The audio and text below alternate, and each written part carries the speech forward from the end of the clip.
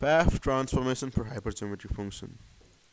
So till now in the series of hypergeometric function, yeah, so we have seen about the sum definition, integral representation, and how we can represent some Taylor series in hypergeometric function. And in this video we will try to see this transformation of hypergeometric function and prove this. So we know that hypergeometric function, ordinary hypergeometric function, where there are a and b in numerator, c in denominator, and variable g. The definition is sum going from n equals to 0 to infinity, rising factorial of a, rising factorial of b, by rising factorial of c, g to the power n, by n factorial, where the rising factorial means that the product k plus 1 up to k plus n minus 1. And the integral representation that we have proved is this is 1 by beta of c minus b comma b, integral from 0 to 1 t to the power b minus 1, 1 minus t to the power c minus b minus 1, 1 minus tz to the power minus a dt. So these are the things that we have learned till now, and using these things we will try to prove this transformation.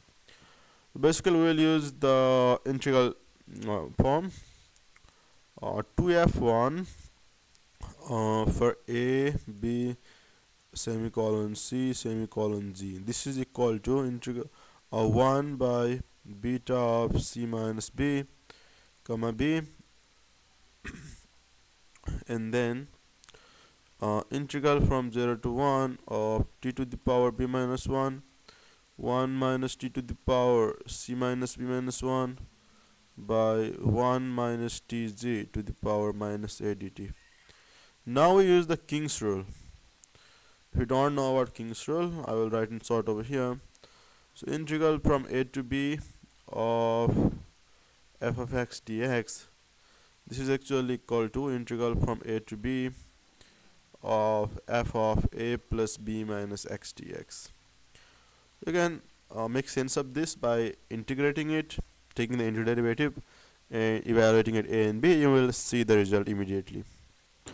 So we have 1 by beta of c minus b comma b, and then integral from 0 to 1, this will be 1 minus t to the power b minus 1, 1 minus t to the power c minus b minus 1, and over here if we write 1 minus t, we will have 1 minus z plus 1 tz, yeah, to the power minus a dt.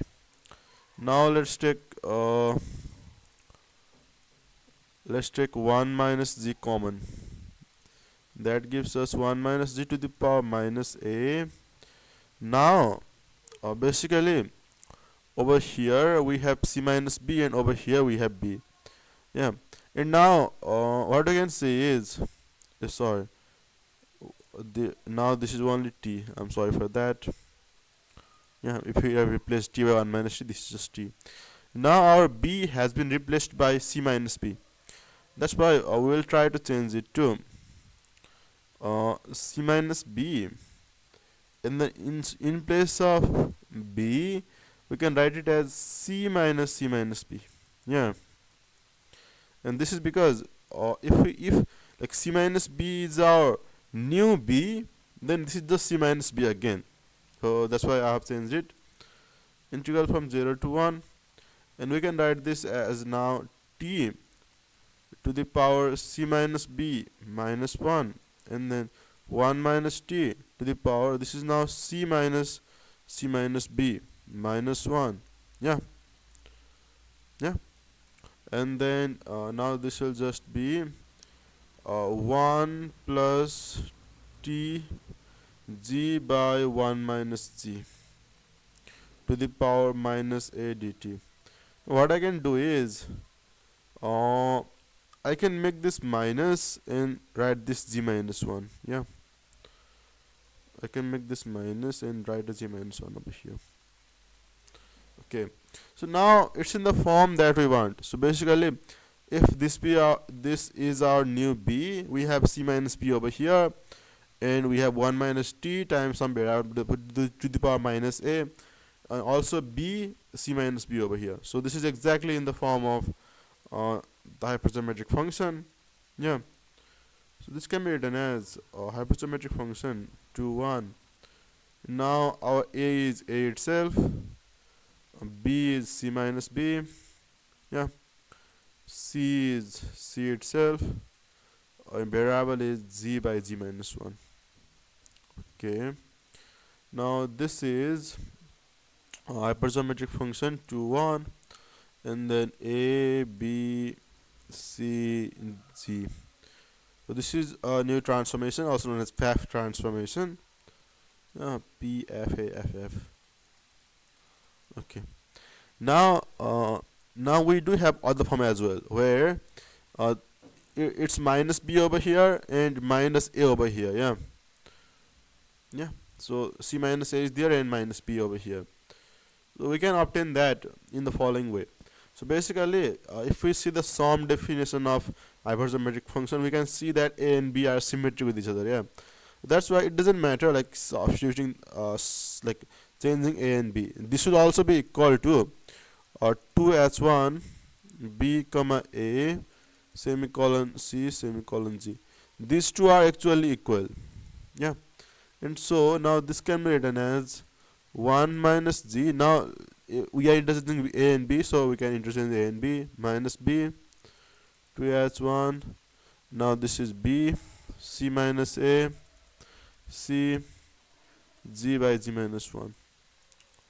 Now again, in this hypergeometric function, we can interchange b and c minus 1 because these two will just be symmetric in the sum definition.